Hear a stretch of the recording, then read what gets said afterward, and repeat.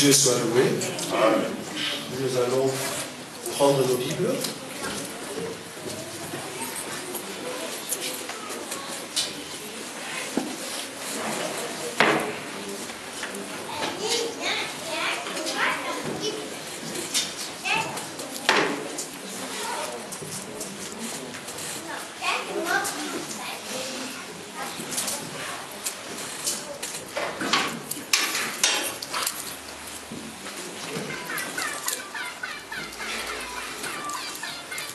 Nous allons contrôler nos portables, nous allons l'éteindre ici.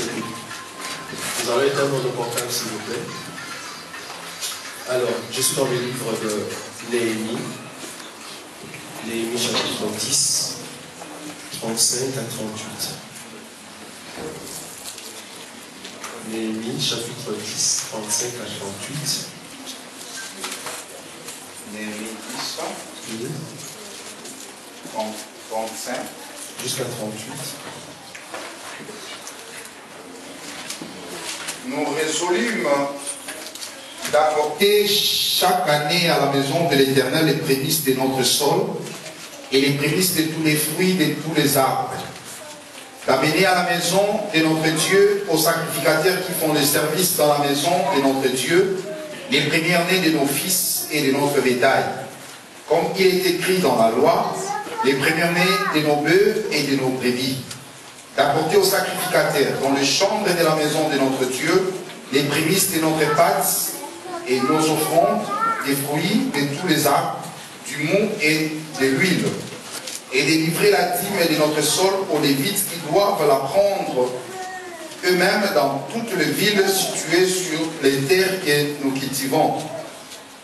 Les sacrificateurs fils d'Aaron sera avec les Lévites quand ils les verront la dîme, et les Lévites apporteront la dîme à la maison de notre Dieu dans les chambres de la maison du trésor. Car les enfants d'Israël et les fils des Lévites apporteront dans ces chambres les offrandes de bleu, de mou et d'huile.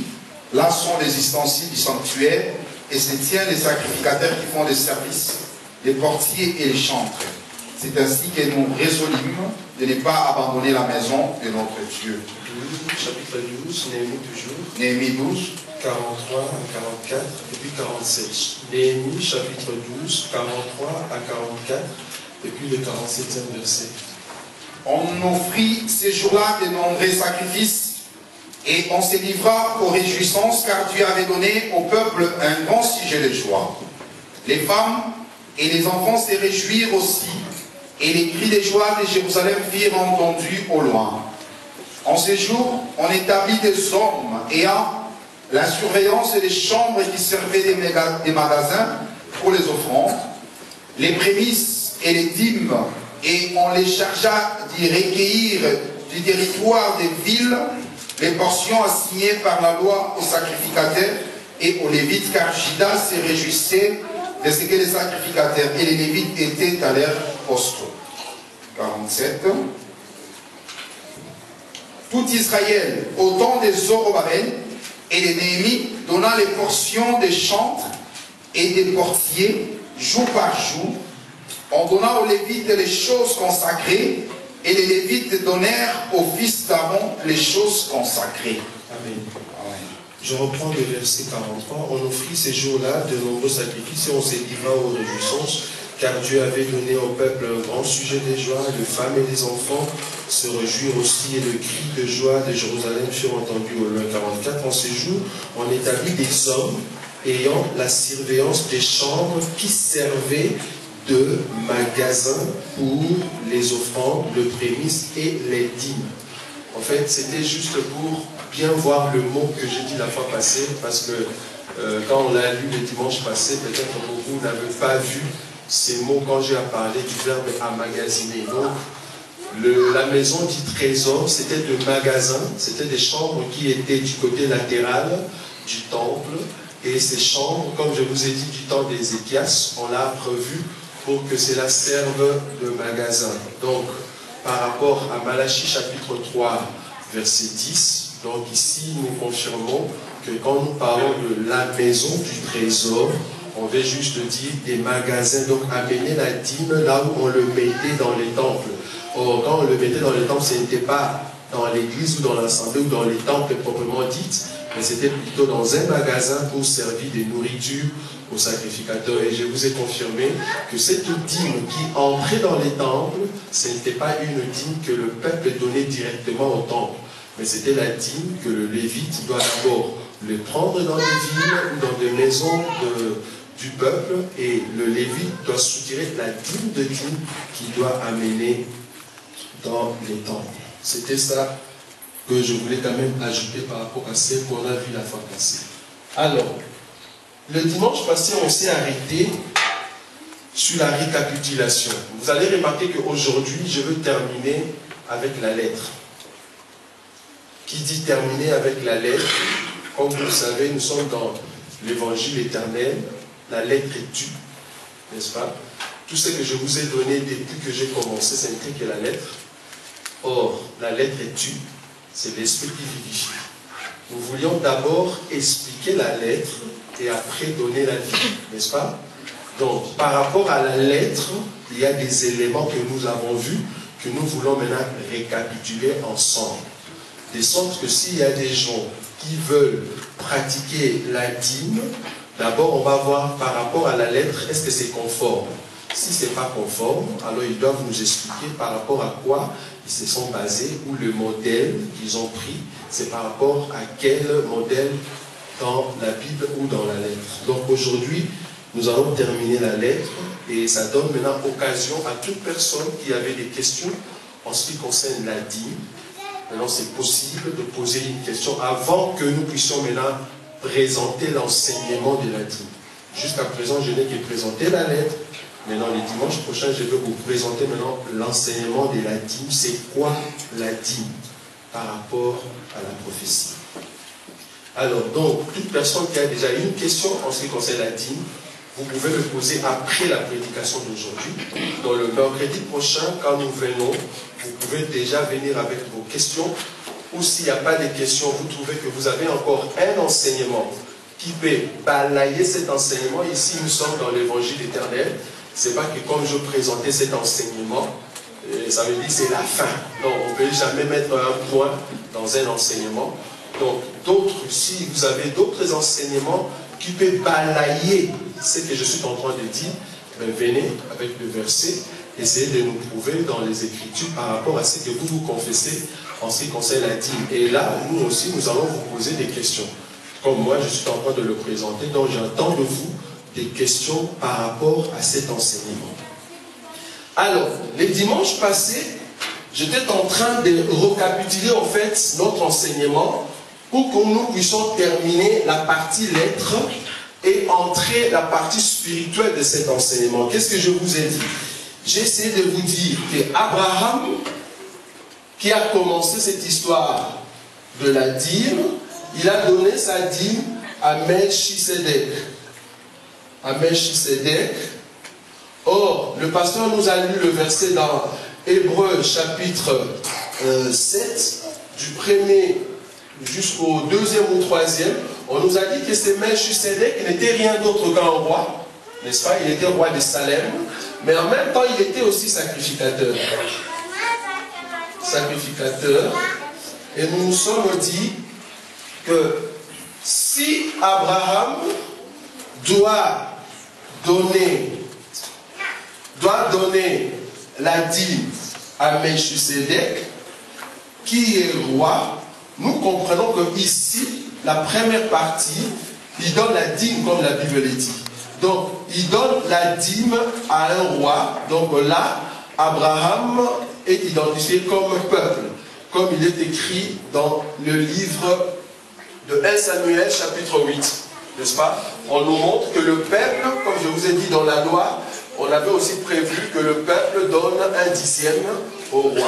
Donc si Melchisedec est roi et qu'Abraham lui donne la dîme, là Abraham est peuple.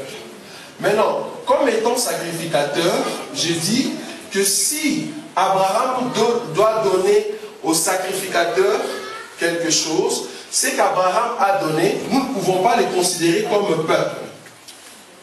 Ici. Pourquoi? Parce qu'un peuple ne donne pas la dîme à un sacrificateur. Non. Le peuple donne à un lévite et le Lévite va donner au sacrificateur. Donc, le peuple Abraham ici ne peut pas donner la dîme au sacrificateur Melchisedec, mais nous avons dit qu'il a plutôt donné le 1/100. Parce que je vous ai montré un schéma, je vous ai dit que si le peuple donne au Lévite, et que le Lévite donne au sacrificateur, donc si ici il donne le 1/10, là aussi le 1/10, donc le peuple doit donner au sacrificateur le 1/100. C'est comme ça qu'on l'avait dit. Donc si Abraham doit être peuple, alors qu'il donne à Melchisedec qui est sacrificateur, il ne va pas lui donner la dîme comme la Bible le dit. Normalement, c'est le 1/100. Ça va? Ça, c'était l'élément que j'ai souligné la fois passée. Et puis, un autre élément, c'était par rapport à toujours Abraham. Nous avons dit, donc, si Abraham doit donner au sacrificateur, nous pouvons aussi considérer Abraham comme un lévite. Là, nous disons, il peut aussi donner la dîme au sacrificateur. Ce qu'on appelle dans la Bible la dîme des dîmes. Donc, si nous considérons aussi Abraham étant lévite, là, il peut donner la dîme au sacrificateur. Ça va? Voilà l'élément que j'avais souligné la fois passée et j'avais posé une question en ce qui concerne Jésus que je vais répondre aujourd'hui. Alors, ça, c'était la récapitulation en ce qui concerne la dîme de la reconnaissance. Maintenant, en ce qui concerne la dîme de la loi. Là, je récapitule parce qu'on va arrêter avec la lettre aujourd'hui. La dîme de la loi. Maintenant, nous allons voir ici, ou mettre maintenant en revue, en gros mots, la loi de la dîme que Dieu a prescrit ou instituée avec Moïse. Je vous ai dit que nous avons la dîme personnelle, je ne vais pas tout citer. La dîme personnelle, cette personne, la première année, la deuxième année, elle doit manger sa dîme. Ça, c'est la loi. Je suis dans la loi. Suivez-moi bien. Personnellement, elle doit manger sa dîme obligatoirement à Jérusalem. Ça, c'est la loi. À Jérusalem, c'est là-bas que la personne doit manger sa dîme seule. Première année, deuxième année. Et cette dîme, comme je vous ai dit, c'était une dîme annuelle. Alors, cette personne, après 3 ans, donc à la 3e année, la personne doit donner, je dis, aux pauvres et aux lévites. Donc, dans la loi de la dîme personnelle, cette personne doit manger sa dîme elle-même, première année, deuxième année. La dîme était annuelle, et puis la dîme était en nature, on a dit, en nature. Maintenant, à la 3e année, la personne va prendre sa dîme, va donner aux pauvres et aux lévites. Ça, c'est le 1. Ça, c'est de Jésus dans la loi de la dîme. La 2e loi de la dîme dit que le lévite va prendre sa dîme et donner au sacrificateur. Au sacrificateur.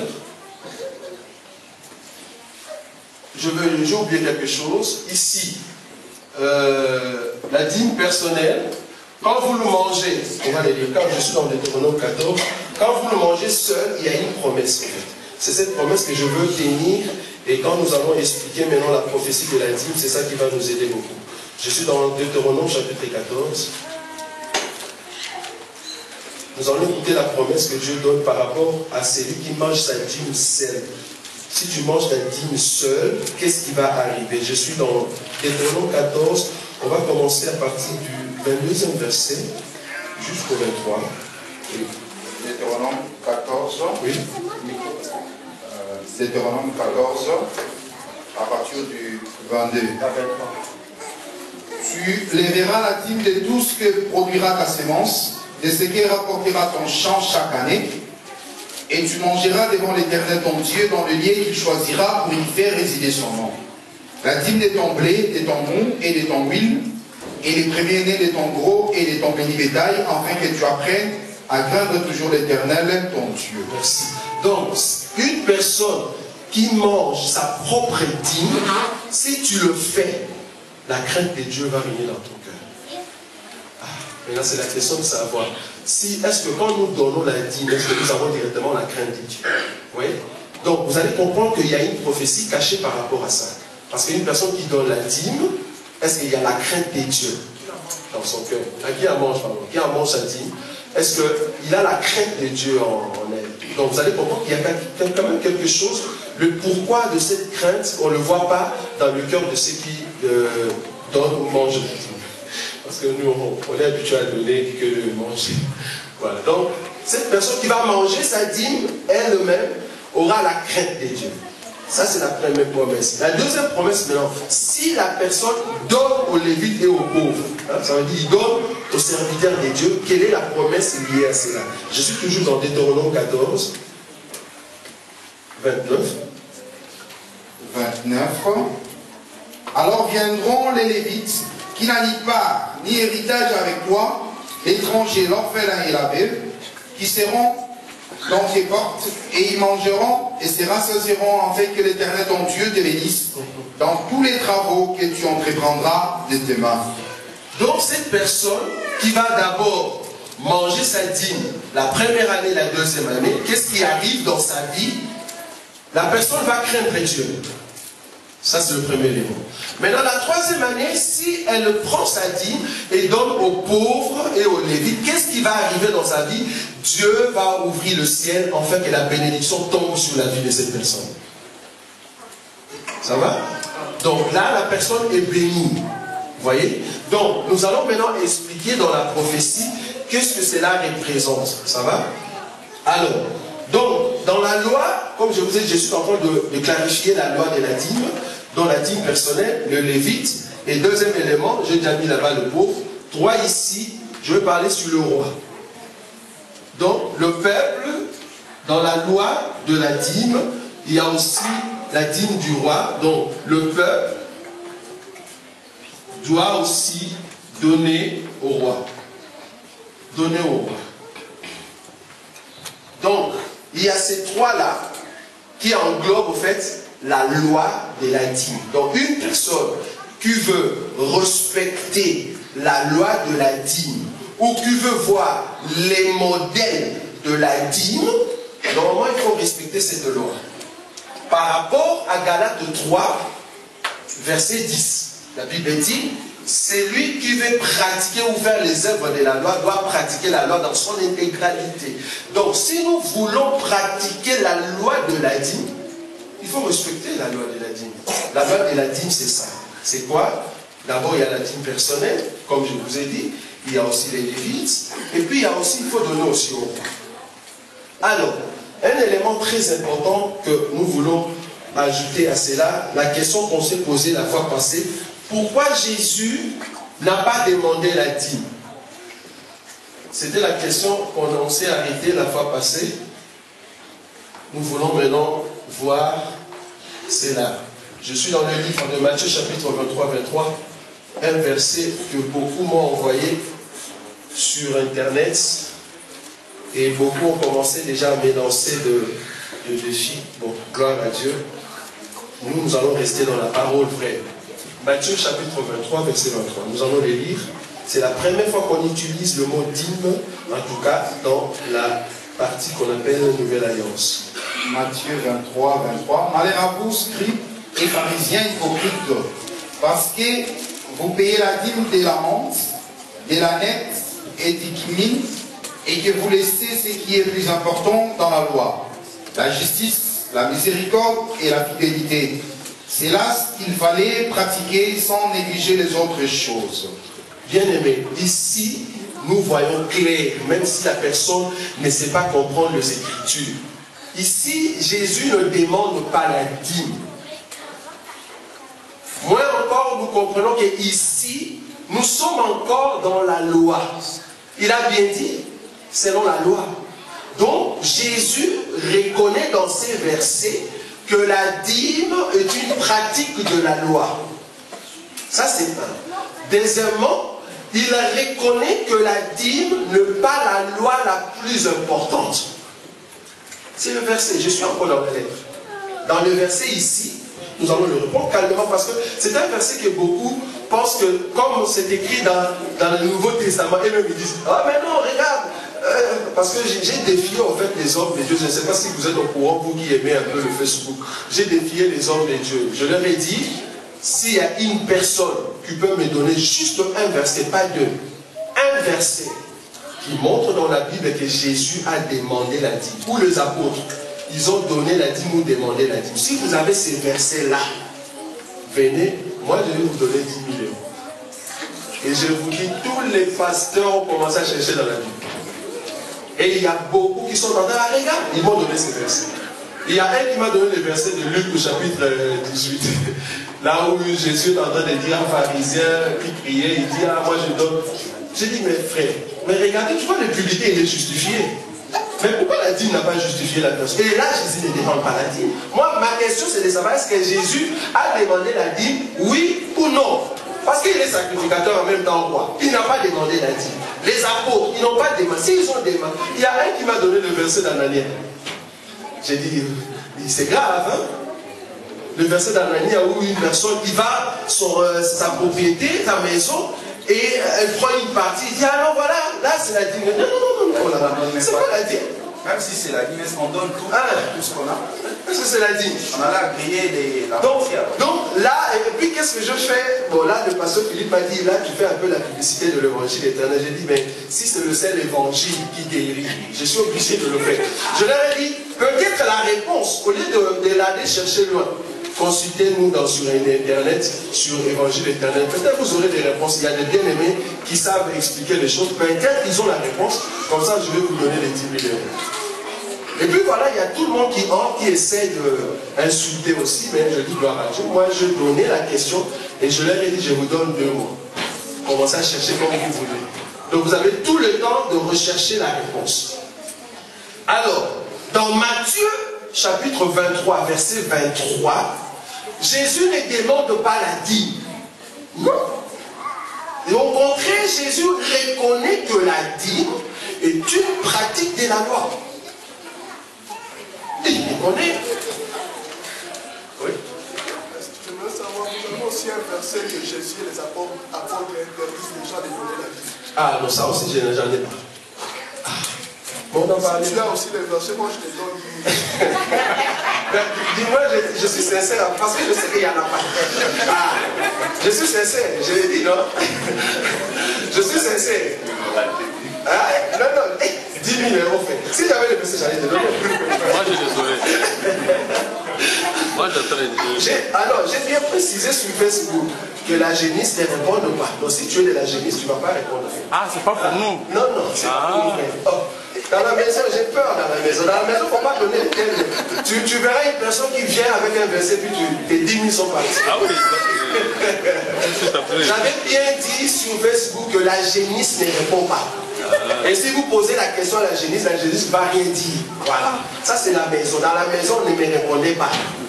Peut-être vous avez une réponse, parce que là, j'attends encore d'autres enseignements qui vont sortir après. Peut-être il y aura la réponse. Mais ce qui est vrai, tous ces pasteurs, je dis bien, dans le monde entier, qui me donnent ces versets. Ça va? Alors, qu'est-ce que je voulais? Donc, Jésus, pourquoi il n'a pas demandé la dîme et pourquoi il n'a pas donné la dîme? Mais la réponse est simple. Jésus, en venant en tant qu'homme, il n'était pas une personne qui est sortie directement comme ça de la tribu de Lévi.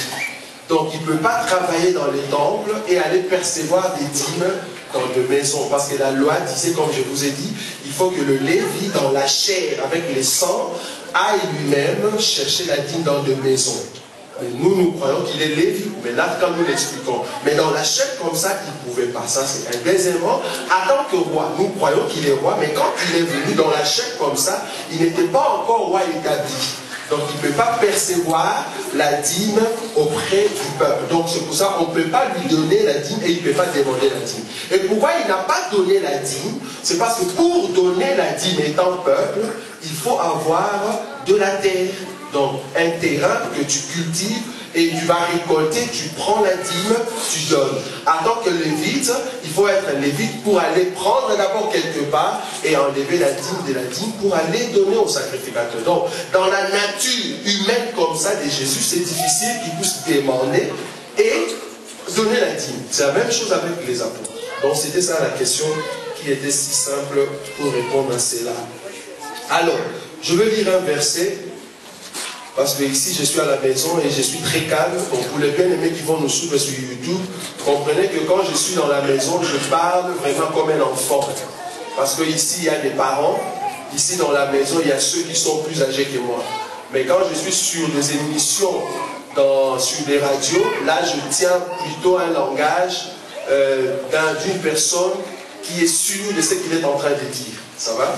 Donc ici je suis vraiment dans la maison. Donc je suis dans le livre de Matthieu. Je vais vous faire lire un verset très important en ce qui concerne aussi la dîme royale. Je suis dans le livre de Matthieu chapitre 24 verset 27. Matthieu chapitre 17 pardon. Matthieu chapitre 17 verset 24 à 27. C'est un verset que nous avons plusieurs fois lu déjà. Matthieu 17, 24 à 27. Oui, à 27. Prenez vos Bibles et lisons ensemble, s'il vous plaît. Les pasteurs vont lire autrement. Lorsqu'ils arrivèrent à Capernaum, ceux qui percevaient les tédrames s'adressèrent à Pierre et lui dirent: votre maître ne paye-t-il pas les tédrames? Oui, dit-il. Et quand il fit entrer dans la maison, Jésus les prévint et dit: qu'est ensemble, Simon? Les rois de la terre, de qui perçoivent-ils des tribus ou des impôts? De leurs fils ou des étrangers? Il lui dit: des étrangers. Et Jésus lui répondit: les fils en sont donc exempts. Merci, pasteur. Je ne sais pas si vous avez vu ces versets, c'est très important. Parce que je le dis par rapport à ceux qui m'ont posé la question par rapport à la dîme royale. Hein? Ici, Jésus, enfin, il y a des gens qui sont venus pour demander un montant à Pierre et à Jésus. On lui pose la question: votre maître ne paye-t-il pas l'impôt? Quand j'ai dit impôt, ça veut dire c'est un montant que le gouvernement ou l'État va mettre en place pour que le peuple paye. Je vous ai montré la fois passée la différence entre un revenu et un salaire net. Alors, il y a des impôts que le peuple devait payer par rapport à Exode chapitre 30 que Dieu avait prescrit au moyen de Moïse. Alors, ils vont demander à Pierre: est-ce que ton maître ne paye-t-il pas l'impôt? Il va dire oui. Mais quand Pierre est entré dans la maison, Jésus lui pose cette question. Il lui dit: l'impôt et les tribus. J'ai écrit ces deux mots. Nous savons que nous connaissons l'impôt, mais quand nous disons tribu ici, c'est un montant redevable à l'État ou redevable à un royaume. C'est une somme que le roi ou la royauté va te taxer pour que tu payes. C'est un tribut. Donc même un gouvernement aussi peut le donner. Il prélève de ton salaire ou bien de ce que tu gagnes. Mais non, Jésus pose la question. Il pose la question à qui? À Pierre. Il lui dit ceci: le roi de la terre, quand ils envoient des gens pour prélever un tribut ou un impôt, ils le font à qui? Est-ce qu'ils le font aux étrangers ou à ses enfants? Il dit non. Pierre répond, il dit aux étrangers. Jésus qui ajoute, il dit: tu as bien dit, parce que les enfants sont exempts. Ça veut dire les enfants ne payent pas. Est-ce que vous avez compris ça? Donc dans un royaume où le père règne, moi en tant que prince, je ne paye pas le tribut. Est-ce que vous avez compris ça? Si mon père c'est un roi, moi, c'est ce que Jésus voulait dire en fait. Parce que si vous descendez, pasteur, vous allez voir, il dit: bon, malgré ça, payons quand même. Hein? Donc il a payé malgré lui. Non, il n'a pas le droit. Il n'a pas le droit de payer. Il a payé malgré lui. Pourquoi? Parce que là, il était encore en chèque comme ça, il ne voyait pas, en fait, c'est lui le roi. Il n'a pas de devoir. Pardon? Il n'a pas de droit, mais il n'a pas de devoir. Il n'a pas de devoir. Il ne doit pas. Il ne doit pas, c'est ça. Merci. Il ne doit pas payer, parce que c'est lui le roi. Donc, un enfant, le prince, un prince dans la maison, il ne paye pas. Il ne va pas payer au roi. Parce que tu payes à ton père. Et le père, c'est vraiment absurde. Vous voyez? Donc Jésus ici confirme que le prince ne paye pas de tribut. Ça va? C'est par rapport à ça. Or, la dîme étant une redevance. Ici, je parle de la dîme royale. Hein? Je suis dans la dîme royale. La Bible dit dans 1 Samuel chapitre 8, les droits du roi. Quels sont les droits du roi? Je vous ai dit que le roi va prendre vos dîmes et donner à ses serviteurs. Maintenant, les gens qui vont, auprès de qui le roi va prendre la dîme, ce ne sont pas ses enfants. Ce ne sont pas ses enfants. Il ne va pas prendre la dîme de ses enfants et donner à ses serviteurs. Je ne sais pas si je me fais comprendre. Parce que dans une royauté, le droit là, c'était une redevance. Donc un tribut. C'était une redevance, un droit obligatoirement, il faut donner au roi. Or, le roi va prendre ça et donner à ses serviteurs. Maintenant, on se demande, est-ce que le prince, c'est encore une question, est-ce que le prince peut donner quelque chose à son père, payer donc ces tribus-là à son père? En tout cas, par rapport à ces versets, Jésus nous montre que les enfants sont exemples. En ce qui concerne tribu et impôt. À moins qu'il y ait des questions là, je suis dans la maison. Ok. Alors, maintenant, quelle est la conséquence de celui qui donne la dîme de la loi, mais avec, en n'observant pas toute la loi de la dîme? Ça va? Quelle est maintenant la conséquence? Je suis dans Galates chapitre 3. Galates chapitre 3, versets 6 à 11.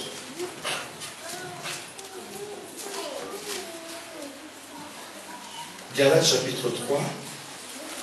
Galates 3. 6 à 11. Verset 6 à 11. 11. Comme Abraham prie à Dieu et que cela lui fit en pitié à justice, reconnaissez donc que ce sont ceux qui ont la foi qui sont fils d'Abraham. Aussi l'Écriture prévoyant que Dieu justifierait les païens par la foi, a d'avance annoncé cette bonne nouvelle à Abraham. Toutes les nations seront bénies en toi. Ainsi ceux qui croient sont bénis avec Abraham, les croyants.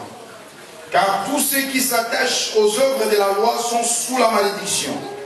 Car il est écrit, maudit et quiconque n'observe pas tout ce qui est écrit dans les livres de la loi et ne le met pas en pratique. Et que nul ne soit justifié devant Dieu par la loi. Cela est évident puisqu'il est dit, le juste vivra par la foi. Or la loi ne procède pas de la foi, mais elle dit, celui qui mettra ces choses en pratique vivra par elle. Jacques chapitre 2 verset 10.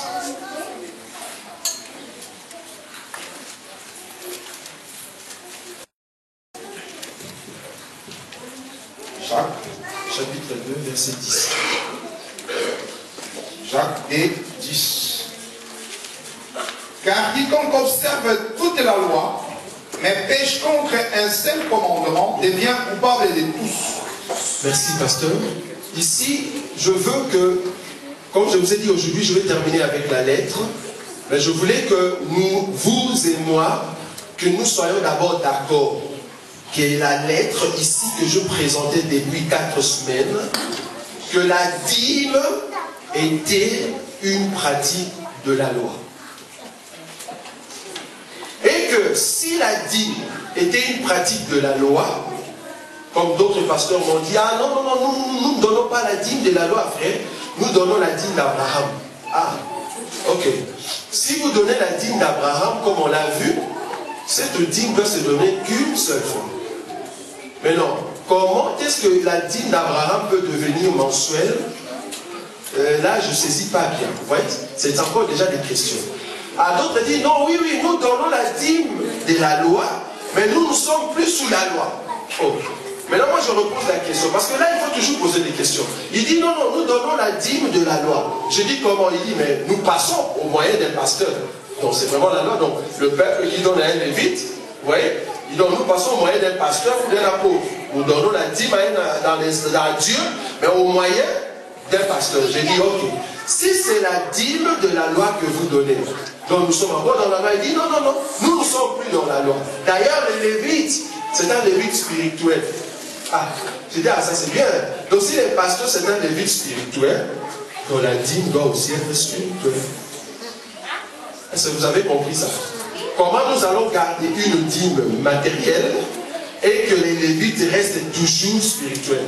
Enfin, ça, c'était une question que je posais. On va essayer d'en parler, ça va? Je sais qu'il Il y a beaucoup qui ont encore des questions. On va entrer à l'intérieur. Qu'est-ce que je vais dire ici? La dîme étant une pratique de la loi, or, si nous ne respectons pas la loi, ben nous sommes en dehors. Parce que si nous nous posons la question maintenant, la dîme que nous donnons aujourd'hui, quel est son modèle dans la Bible? Il faut qu'on nous donne des modèles. Il faut qu'il y ait un modèle. Est-ce que c'est la dîme qu'on donne aux Lévites? Est-ce que c'est la dîme qu'on donne au roi? Il faut qu'on nous prouve cela. Est-ce que c'est la dîme qu'on donne à Melchisedec? Donc si nous avons un modèle, c'est par rapport à ces modèles que nous allons voir les éléments correspondant aux modèles. Pour voir si nous respectons cela. Vous voyez? Alors, ici la Bible nous montre que celui qui n'accomplit pas toute la loi est sous la malédiction. Donc, si nous donnons la dîme, mais nous ne respectons pas la loi de la dîme, nous sommes sous la malédiction.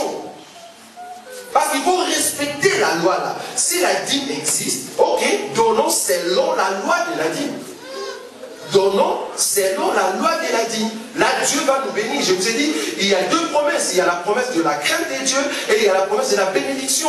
Or, pour qu'il y ait une bénédiction, il faut respecter la loi de la dîme telle qu'il est prescrite dans la Bible. Alors, dans le livre de Hébreux chapitre 7 qu'on a lu la fois passée, Jésus, on nous montre que c'est lui le Melchisedec. Il est venu non plus comme celui qui est descendu d'Aaron, mais on nous dit maintenant, il est celui qui est venu comme sacrificateur selon l'ordre de Melchisedec. Là, je suis dans Hébreux chapitre 7. Je voulais quand même te faire une différence ici, très importante, quand je parle d'Aaron. Un lévite et un sacrificateur. Je veux que tu comprennes quelque chose de très important. Tout sacrificateur est un lévite. Mais tout lévite n'est pas un sacrificateur. Je répète. Tout sacrificateur est un lévite. Namakila, Yamoli Moti. Dans les centres, comme ça, non, moi je suis comme on a consacré un pasteur dans nos langues. Non, c'est lui le sacrificateur. Vous tous là, vous êtes des lévites. Ok, c'est pas grave, nous acceptons. Tout sacrificateur est un lévite. Mais tout lévite n'est pas un sacrificateur. Pourquoi? Parce que les lévites et les sacrificateurs sont sortis des Lévites. Mais tous les sacrificateurs sont sortis d'Aaron. Donc, pour être sacrificateur, on doit voir la lignée dans la vie d'Aaron. Pour que tu sois sacrificateur, il faut que tu sois dans la lignée d'Aaron. Bien que Aaron lui-même est lévite. Mais non. Si tel est le cas, la Bible nous dit que Jésus-Christ est venu comme sacrificateur. Si vous lisez dans Hébreux chapitre 7 à partir du 1 jusqu'à la fin. Il est venu comme sacrificateur, non pas selon l'ordre d'Aaron, mais il est venu selon l'ordre de Melchisedec. Pourquoi? Parce qu'il est éternel. Donc si Jésus est descendu selon l'ordre de Melchisedec, donc la dîme, nous devons le donner à qui? À Melchisedec. Donc nous sommes dans la dîme d'Abraham. Maintenant la question c'est de savoir, maintenant pour que nous puissions donner cette dîme à Jésus, nous les donnons physiquement, comme je vous ai dit quand Melchisedec était venu, parce que nous ne pouvons pas les donner à Aaron. Nous avons déjà un autre sacrificateur qui est là, selon Hébreux chapitre 7. Donc les sacrificateurs que nous devons donner la dîme, c'est Jésus. Ok. Maintenant, c'est Jésus que nous voulons donner la dîme. Par rapport à la dîme d'Abraham, parce que là, on nous fait rentrer maintenant dans la première dîme. Ça veut dire la dîme de la reconnaissance. Nous sommes dans la dîme de la reconnaissance. Maintenant, pour donner à Melchisedec, quels sont les éléments qui montrent qu'on a donné cette dîme? Voilà. C'est par rapport à ça qu'il faut réfléchir. Donc, il y a une dîme qu'il faut expliquer, qui montre qu'on a donné à Melchisedec. En tout cas, ce n'est pas nos richesses, parce qu'Abraham va prendre un butin et il va donner à Melchisedec. Maintenant, quelle est cette dîme que nous devons donner à Jésus? vous ai dit, aujourd'hui déjà, ou bien à partir de mercredi, nous pouvons déjà poser des questions. Je vais lire un verset, Hébreux chapitre 7.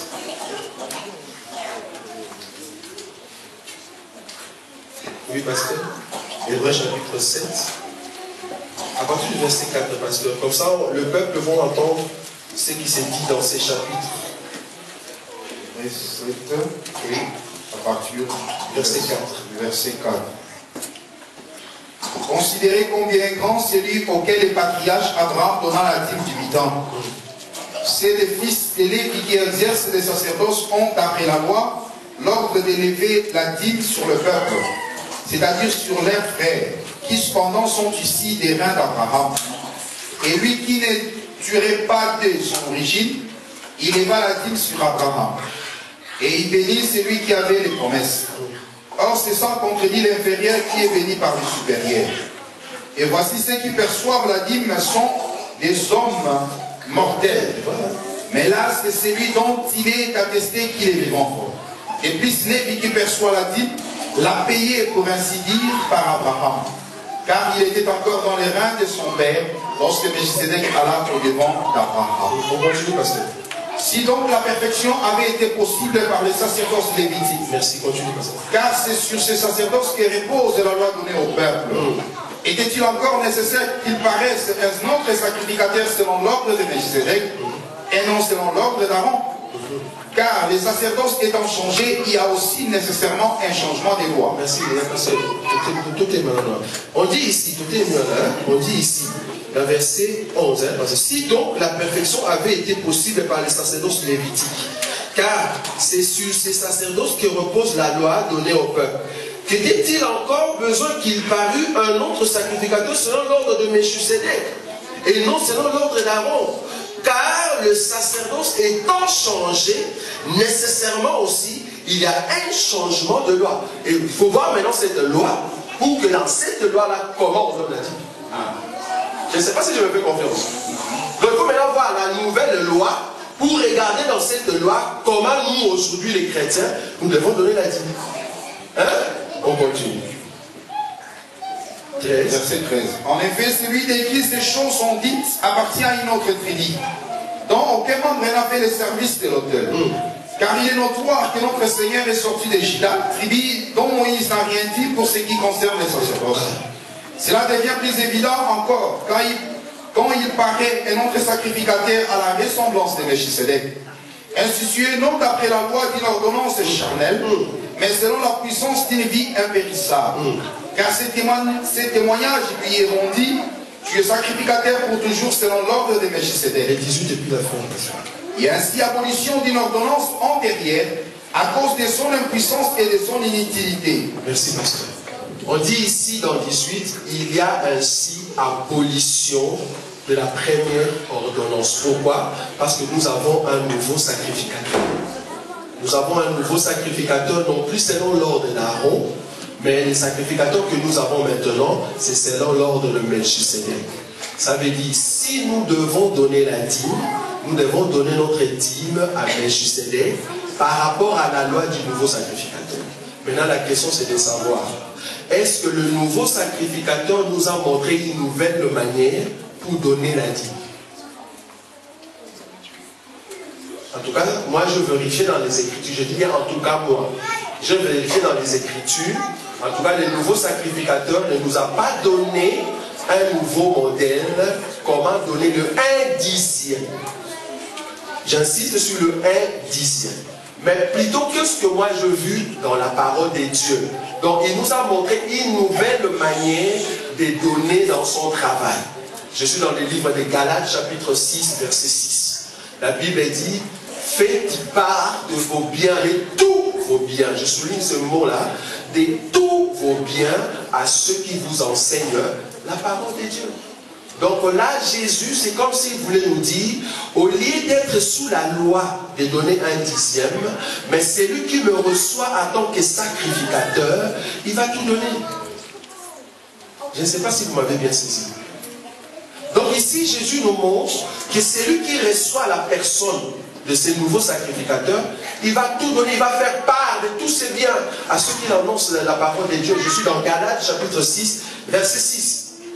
Là, on nous montre que si on te prêche la parole de Dieu, les hommes qui sont là, tu viens donner à Melchisedec, mais au travers des serviteurs. Maintenant, là, ce n'est plus la dîme. Je souligne ces mots. C'est pour ça que je vous ai dit, c'est difficile que nous puissions donner la dîme. Parce que la dîme, c'est la loi. Mais nous, ce qu'on donne, on donne les tout, frère. Peut-être beaucoup n'avaient pas bien compris cet enseignement.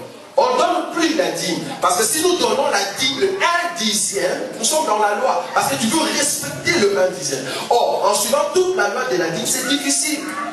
Maintenant, Jésus nous dit de donner tout. Ça veut dire, dans ton cœur, si tu as Jésus, tu vas donner avec un cœur libéral. Un cœur qui te pousse à donner dans l'œuvre de Dieu. Donc, comprenez qu'une personne qui ne donne pas à Dieu n'a pas Jésus, frère. Amen. Ici, Jésus nous pousse, parce que vous allez comprendre quand nous allons monter que c'est une dîme personnelle. C'est quand l'homme se donne toute sa vie à Jésus. Or, une personne qui donne toute sa vie à Jésus, il donne tous ses biens. Donc, quand j'ai une maison, ma maison, c'est pour que cela serve dans l'œuvre de Dieu. Quand j'ai une voiture, cette voiture, c'est pour que cela serve dans l'œuvre de Dieu. Ce n'est pas qu'il faut que j'enlève 1/10. Comme ça, après, quand vous allez me dire, frère, on peut dormir chez toi. J'avais déjà donné ma dîme. Dans ma maison, on vous regarde depuis. Non, ça, c'est la loi. Il n'y a pas moyen que tu puisses accompagner le frère. Le montant de cette voiture, j'avais déjà donné la dîme. Donc, j'ai déjà donné la part de Dieu. Plus jamais personne ne va monter dans ma voiture. Non, non, ce n'est pas dans ces cas-là. Donc, on va prendre le tout et donner à Dieu. Une personne qui ne sait pas donner à Dieu, une personne qui n'a pas encore donné tous ses biens à Dieu, son cœur est partagé. Lisons encore une écriture. Peut-être vous aviez très mal compris l'enseignement de Paul. Nous allons lire un verset. Je suis dans Actes chapitre 2, 43 à 45.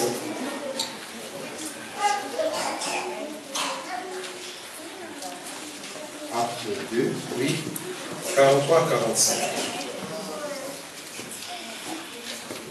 43. La crainte s'emparait de chacun et il se faisait beaucoup de prodiges et de miracles par les apôtres.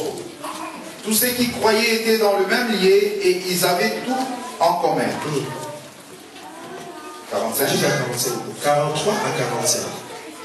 Ils vendaient leurs propriétés et leurs biens et ils en partageaient les produits entre tous, selon les besoins de chacun.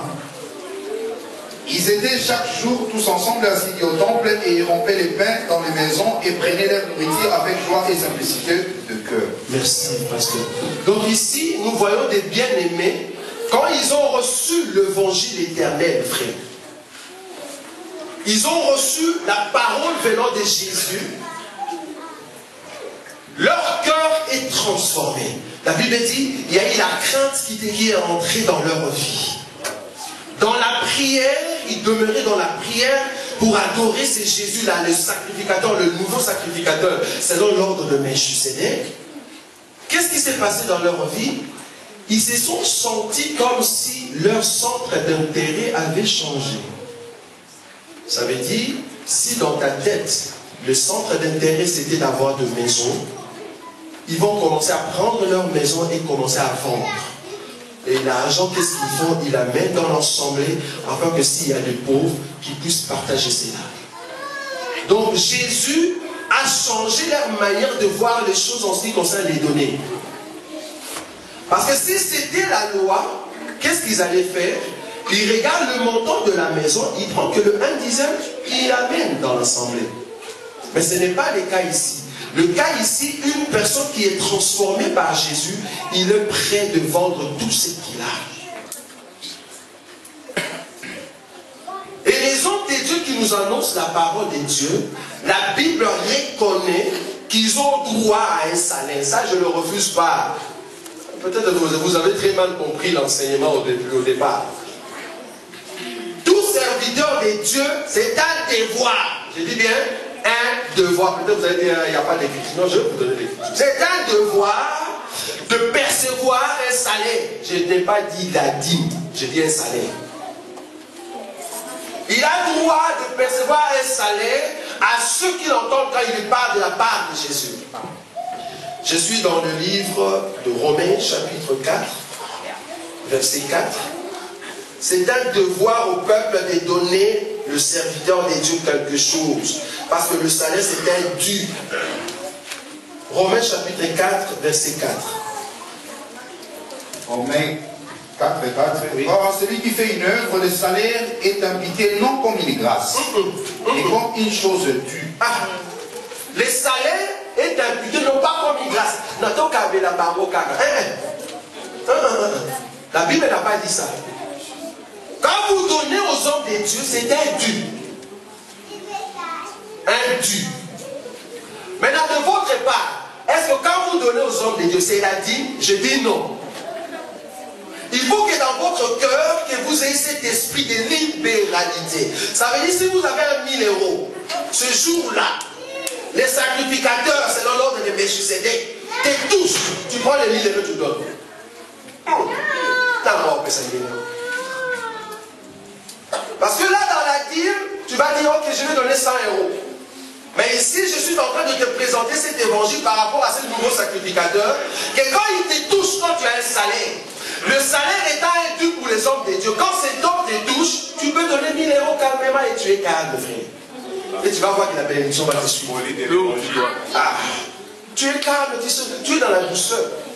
Je vous ai dit ici, il y a un bien-aimé qui nous a donné, deux bien-aimés qui nous ont donné 400 euros juste pour acheter ça. Parce que vous avez vu ça? Vous avez vu ça, non? Il y a un câble ici qui passe de l'autre côté, un gros comme ça. On l'a acheté 300 euros. Et à part ça, il y a le micro que vous voyez que le pasteur porte ici. Ça fait du bien, n'est-ce pas? Quand on est dans l'assemblée, vous voyez un micro comme ça fait du bien. Mais le micro coûte 230 euros. Rien que ces micros. 230 euros. Et il y a des bien-aimés qui ont dit, ah non, on donne. Et à part ça, il y a des bien-aimés parmi nous qui se sentent dans la joie de donner Dieu. Ah, mais non, ça c'est l'affranchissement, frère. Mais l'intime, quand vous le donnez, vous sentez une contrainte en vous. Pourquoi? Parce que c'est la loi. C'est la loi. En tout cas, moi, je ne peux pas donner la dîme. Moi, en tout cas, non, je ne peux pas donner la dîme. Et je ne vois pas les critiques qui me poussent à donner la dîme. Je dois donner les tout. Je dois donner les tout. Quand le cœur est touché, je donne le tout. Parce que je ne vois pas les modèles. On doit donner le tout un peu. Parce que des fois, vous utilisez non, j'ai dit on doit. Bon, quand je dis le tout ici, je fais par rapport à Galates 6. Là, on fait part. Hein? C'est faire part. Ça veut dire tu as tes biens, tu fais tes parts avec tout le bien que tu as, tu fais part à Dieu. Bon, dire qu'on doit donner le tout, peut-être je vais mal utiliser le verbe devoir. Parce que là, c'est comme si je poussais tout le monde, tout ce que vous avez venu amener ça à l'église, là, on aura de pauvres. Mais tu as bien dit, chez toi, toi. Oui, c'est moi. Non, parce que le frère tous pose la question de savoir si. L'ensemble, mais c'est moi. Je donne. Lui. Moi. Non, non, il y a eu un moment où il a dit on doit tout donner. Alors... Donc, normalement, c'est pas on doit, ça va. Mais il faut faire part de tout devient à ceux qui t'enseignent la parole de Dieu, par rapport à Galates 6. Et quand tu le fais, il faut comprendre que la personne qui reçoit cela dans les hommes de Dieu, c'est leur devoir de l'avoir. C'est pas que c'est une grâce que vous êtes en train de le faire. Non, oui. Je suis... C'est pas c'est ça. Wow, je sais. Frère Palisson, le micro.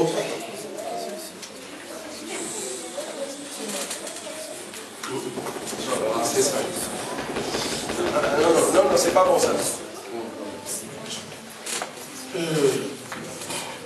Permettez que j'intervienne parce que dans l'évangile éternel, les serviteurs de Dieu ne s'opposent pas, mais ils se complètent. Donc lorsque l'un parle, les autres sont là pour l'appuyer, afin que la lumière se dégage. Pour juger.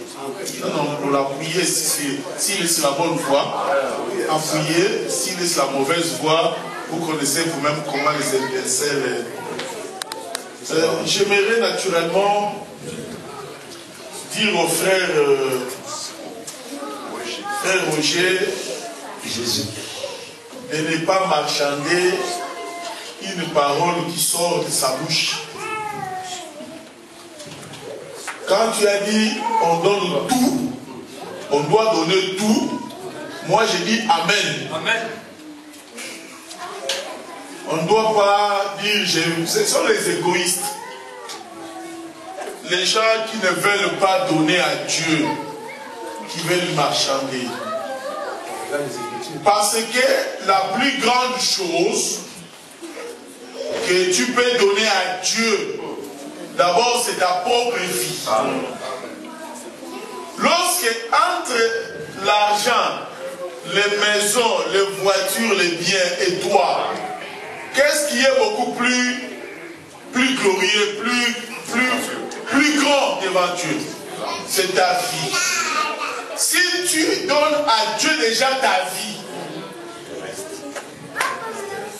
mais le reste t'appartient. Le reste, c'est une partie de toi. Si je me donne à Dieu, donc y compris tout ce qui m'appartient, appartient aussi à Dieu. Amen. Je crois que c'est là où les bien-aimés, ils parlaient correctement. Francis a commencé à l'influencer. Non, non. Oui, si je donne à Dieu ma vie, c'est que ma maison aussi appartient à l'Éternel. Ma voiture appartient à Dieu. Tout ce que j'ai, c'est là où le prophète Josué dit, moi et ma maison, nous servirons l'Éternel. Non, non, je vais servir l'Éternel et mes poules, mes canards vont rester à côté. Non. Tu viens servir Dieu avec tout. C'est pourquoi tu comprendras que quand tu as l'argent entre tes mains, dans l'argent que tu as, il faut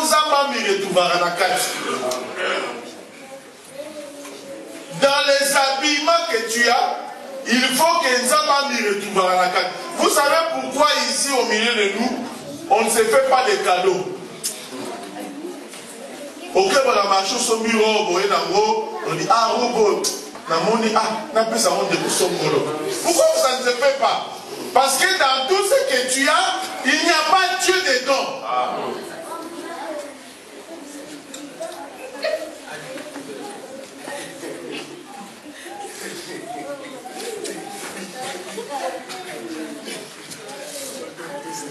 Vous savez, quand on dit amène tout chez Dieu, les gens commencent à dire si je donne tout à Dieu, je vais rester avec quoi? Mais quand tu donnes tout à Dieu, mais toi-même tu es en Dieu, tu vas en bénéficier aussi. Amen.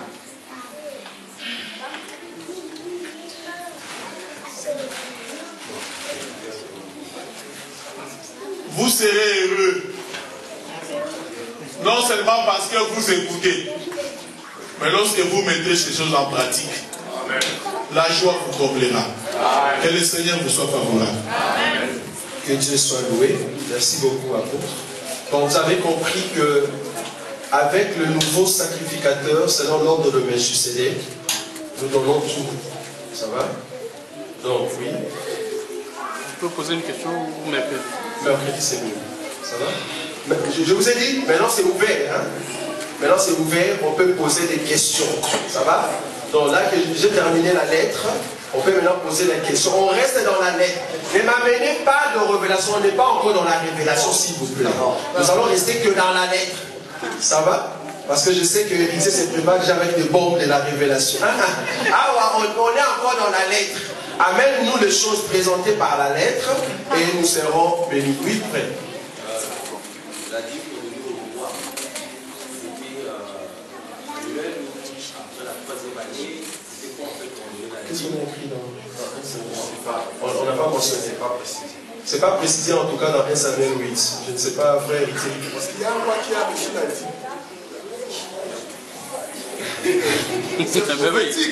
Oui, je sais. Parce que ce n'était pas institué comme ça. Mais, non. Mais il y a eu, non, à part Melchisédek, il a bien dit. Donc, Un roi d'Israël. Un roi d'Israël, il parle de roi. Mais le fait qu'il y a la loi, non, mais la loi dit que le roi, parce que quand ils ont demandé un roi, ça va? Maintenant, ils vont commencer à citer le droit du roi. Moi, je trouve que si déjà la loi a prescrit que le roi va percevoir la dîme, est-ce qu'il faut qu'on... Non, en fait, la loi n'a pas prescrit ça. Non, on va lire. La loi de Moïse, non. La loi n'a pas prescrit ça. En fait, là, on leur dit que le roi que vous avez choisi, voilà ce qu'il fera. Donc, le droit du roi, c'est tout le roi qui va passer maintenant. C'était la première personne qui va commencer comme roi. On parlait de Samuel. De Samuel. Non, Samuel, c'est Samuel qui parlait. Et il parlait de Saül qui devait entrer maintenant. Oui, de Saül. De Saül. C'est pas Samuel, donc c'est Saül. Donc c'est Saül qui devait venir comme un roi parce qu'il demandait un roi. Donc le roi, maintenant, Samuel va leur dire quels sont les droits du roi. Tu vas voir qu'il y a plein. Et parmi ces droits-là, on a dit, il y a aussi la dîme qu'il faut donner au roi. Or, tu ne vas pas enlever la dîme, dire que non, et puis les autres. Parce qu'il y a encore d'autres rois, d'autres droits qui sont là du roi. Donc, on ne peut pas le supprimer. Pardon? On peut dire ça. On peut dire ça. On est là, 1 Samuel, ça va? On va ouvrir nos Bibles, 1 Samuel chapitre 8. 1 Samuel 8, c'est le verset 17, mais je vais commencer un peu au-dessus. 10, pasteur. Samuel rapporta toutes les paroles de l'Éternel au peuple qui lui demandait un roi. Il dit, voici quel sera les droits du roi qui régnera sur vous. Il prendra vos fils et il les mettra sur ses chars et parmi ses cavaliers, afin qu'il court devant son char. Il s'en fera des chefs de 1000 et des chefs de 50, et il emploiera à labourer ses terres, à récolter ses moissons, à fabriquer ses armes de guerre et la tiraille de ses chars. 13. Il prendra vos filles pour en faire des parfumeuses, des cuisinières et des boulangères. Il prendra la meilleure partie de vos champs, de vos vignes et de vos oliviers et la donnera à ses serviteurs. Il prendra la dîme du produit de vos semences et de vos vignes et la donnera à ses serviteurs. Il prendra vos serviteurs et vos servantes, vos meilleurs bœufs et vos ânes et s'en servira pour ses travaux. Il prendra la dîme de vos troupeaux et vous-même serez ses esclaves. Et alors vous crierez contre votre roi et vous vous serez choisi, mais l'Éternel ne vous exaucera pas. Donc, ils ont cité beaucoup de droits. Maintenant, la question c'est de savoir si on enlève la dîme, est-ce que les autres droits étaient réalisables, oui ou non?